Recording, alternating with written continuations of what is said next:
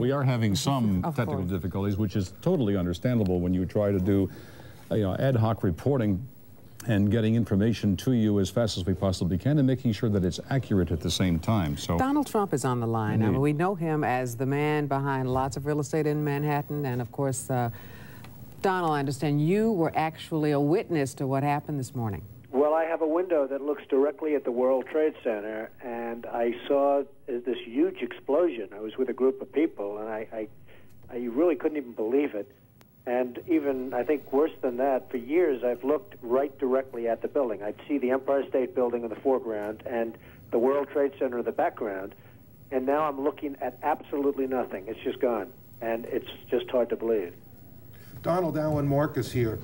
Your building is, the Trump Tower, is one of the great tourist attractions in the world. It's well known universally. Are you taking any precautions there in light of what happened at the World Trade Center? Well, Alan, we've always had, as you know, very, very strong security, but there's very little you can do about planes crashing into a building. I mean, you look at Larry Silverstein, who's a terrific owner in New York and a very good friend of mine who I just called. I was very worried about him, because I assume maybe he was in the building. He took possession of the building 1 week ago. As you know, he just bought the World Trade Center. Right. And he was in his office, and he was getting ready to move into the World Trade Center over the next 2 weeks. So when I just spoke to him, there's nothing you can do when people are going to be bombing planes at your building. Now, Donald, I guess maybe the world is going to be changing, and maybe you're going to have F-16s flying all over the city, etc. But it's a pretty tough situation. Donald, you have one of the landmark buildings down in the financial district, 40 Wall Street. Did you have any damage, or did you know what's happened down there? Well, it was an amazing phone call I made. 40 Wall Street actually was the second tallest building in downtown Manhattan, and it was actually, before the World Trade Center, was the tallest. And then when they built the World Trade Center, it became known as the second tallest, and now it's the tallest. And I just spoke to my people, and they said it's the most unbelievable sight. It's probably 7 or 8 blocks away from the World Trade Center, and yet Wall Street is littered with 2 feet of stone and brick and mortar and steel, and there are thousands of people walking over the debris over the Brooklyn Bridge, where they're sending them out over the Brooklyn Bridge to Brooklyn, and then I guess they're going to have to figure out how to get home from there. But they have between 1 foot and 2 feet of debris right in front of a building that's probably, you would say, Alan, 6 or 7 blocks away. Donald, this is Roland Smith. Hi, Roland. How you doing on this kind of day? At some point, we're going to put all this behind us, and you as a visionary, particularly in New York real estate, what do you think that we ought to do as a city, as a people, when all of this when the mourning stops, when the dead are honored, and we've found out what caused it and maybe corrected it? What does the city need to do? Well, I guess the big thing that you really will have to do is never forget. You just can't forget that something like this happened. I was so disappointed when they closed the stock exchange, but of course at some point you had no choice, when they initially announced it was closing, because you want to just say, the hell with it, you're going forward, nothing's going to change. But the fact is something has changed very dramatically. And I think one of the very sad things is going to be when you look at the skyline of New York, which has become so emblazoned in your own memory, and you look at the skyline of New York and you see these buildings, these 2 buildings, whether you love them or don't love them, they were a great part of the skyline. And then when you look at the skyline after 2001, and you're going to see a skyline without these 2 buildings, you're going to say, what happened? People won't believe it. When you show your children or your grandchildren in years to come what New York looked like in the year 2000, and then what New York looked like just a year later, they're going to say, what happened? Hey, Donald, it's hard to believe. In the year 2000, Donald, you considered running for president. If you had done that and if you had been successful, what do you think you'd be doing right now? Well, I'd be taking a very, very tough line, Alan. I mean, most people feel they know at least approximately the group of people that did this and where they are. But, boy, would you have to take a hard line on this. This just can't be tolerated, and it's got to be very, very stern. This is, as you and I were discussing before, Alan, this was probably worse than Pearl Harbor. Many more people are dead, and they don't know, they have no idea, but I have somebody that was down there who witnessed at least 10 people jumping out of the building from 70 and 80 stories up in the air. I mean, you probably have 25 or 30,000 is the number I've heard, but I would think would be much more than that. I think the most of the damage will be caused not by even in the building in terms of the people dead, but by the people on the streets from falling debris.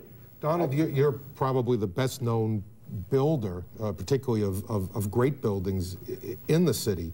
There's a great deal of question about whether or not the damage and the ultimate destruction of the buildings was caused by the airplanes, by architectural defect, or possibly by bombs or aftershocks. Do you have any thoughts on that? Well, it was an architectural defect. You know, the World Trade Center was always known as a very, very strong building. Don't forget, that took a big bomb in the basement. Now, the basement is the most vulnerable place because that's your foundation, and it withstood that. And I got to see that area about 3 or 4 days after it took place because one of my structural engineers actually took me for a tour because he did the building. And I said, I can't believe it. The building was standing solid, and half of the columns were blown out. I mean, so this was an unbelievably powerful building. If you know anything about structure, it was one of the first buildings that was built from the outside. The steel, the reason the World Trade Center had such narrow windows is that in between all the windows, you had the steel on the outside. So you had the steel on the outside of the building. That's why when I first looked, and you had big, heavy I-beams, when I first looked at it, I couldn't believe it because there was a hole in the steel. And this is steel that was, you remember the width of the windows in the World Trade Center, folks. I think you know, if you were ever up there, they were quite narrow. And in between was this heavy steel. I said, how could a plane, even a 767 or 747 or whatever it might have been, how could it possibly go through the steel? I happen to think that they had not only a plane, but they had bombs that exploded almost simultaneously, because I just can't imagine anything being able to go through that wall. Most buildings are built with the steel is on the inside around the elevator shaft. This one was built from the outside, which is the strongest structure you can have, and it was almost just like a can of soup. You know, Donald, we were looking at pictures all morning long of that plane coming into building number 2, and when you see that approach the far side, and then all of a sudden, within a matter of a millisecond, the explosion pops out the other side. Right. I just think that it was a plane with more than just fuel. I think, obviously, they were very big planes. They were going very rapidly because I was also watching where the plane seemed to be not only going fast, it seemed to be coming down into the building. So it was getting the speed from going downhill, so to speak. It just seemed to me that to do that kind of destruction is even more than a big plane, because you're talking about taking out steel, the heaviest caliber steel that was used on a building. I mean, these buildings were rock solid. And, you know, it's just an amazing thing. This country is different today, and it's going to be different than it ever was for many years to come. Very profound statement and very true. Donald, one last question for you. Given the magnitude of how much of American commerce took place within the Twin Towers, what do you, as you're an expert on this, what do you think is going to be the fallout over the next several weeks, months, and even years, given what we have lost in terms of those buildings going down and all that was within it? Well, I, as an example, Alan, and you might use them too, but I have an insurance company that was on the 102nd floor of the World Trade Center. They're gone. I don't know who's gone. I don't know anything other than their offices are no longer there. They're wiped out. The Morgan Stanley Group, you know, Morgan Stanley, a big, powerful firm, they had 50 stories in the building, gone. I mean, you're talking about some firms that are just gone. Now, Morgan Stanley, in that case, had a lot of its offices in Midtown, and they had about half downtown. Morgan Stanley's a big, powerful firm. They're gone. Many firms had all of their offices, as you know, in the World Trade Center. It was 8 million square feet. 8 million square feet is the size of some cities. And we had 8 million square feet in the world, 4 million in each building. They were huge buildings, not only in height, but, you know, each floor was 50,000 feet. They were monstrous floors. Each floor was almost a city in itself, and they had 110 floors or so. So, you know, many firms that were easily recognizable for those of us in the financial worlds, for those of us that read the papers and see the financial pages, they're going to be gone. I mean, they're just not going to exist anymore. They're gone. Donald Trump. Many of the people are gone with them.